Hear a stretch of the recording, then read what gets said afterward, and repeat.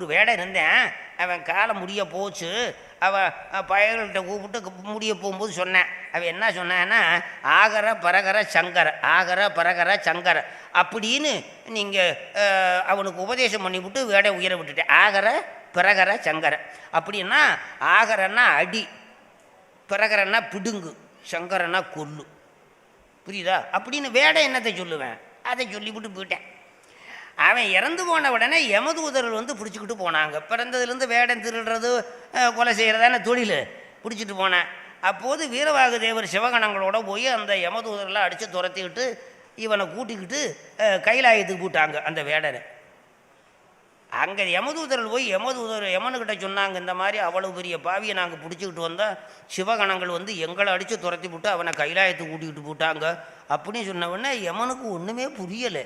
என்னடா நம்ம டிபார்ட்மெண்ட்டில் இப்படியா இருக்கும், என்ன கண்ணாபுண்ணல் ஆகி போச்சு அப்படின்னு சொல்லி ரொம்ப கவலைப்பட்டு நேராக எருமக்கடாமல் ஏறி நேராக கைலாயத்துக்கு போட்டேன்.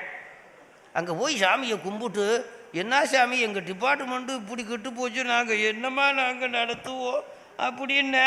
என்ன சமாச்சாரம்னாரு, இந்த மாதிரி அவ்வளோ பெரிய பாவியை பிடிச்சிக்கிட்டு வந்தா எங்கள் ஆளுக, இங்கே சிவகணங்கள் வந்து எங்கள் ஆளுகளை துரத்திக்கிட்டு அவனை கைலாயத்துக்கு கூட்டிகிட்டு வந்துட்டாங்களே, என்ன காரணம் சாமின்னா.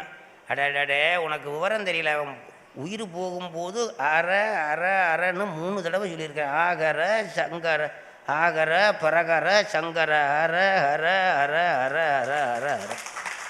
அட இப்படி 3 தடவை அறநாமம் சொன்னவனே, அரநாமம் சொன்னவனே, அரகர மகாதேவா அற அற என்றால் பாவங்களை நாசமாக்குவோன். அப்படிப்பட்ட சிவநாமத்தை சொல்லி இருக்கிறவனே அவன் எவ்வளவு பாவம் பண்ணியிருந்தாலும் அவனை நீங்கள் எவ்வளவுக்கு கூட்டி போகலாமா, அதனாலே நீ தப்பிச்சா போ அப்படின்னு அவனை விழுங்குற. அதனாலே தெரிந்தோ தெரியாமலையோ சிவநாமத்தை உச்சரித்த அதுக்கு பலன் உண்டு. நல்லா விழுங்குற.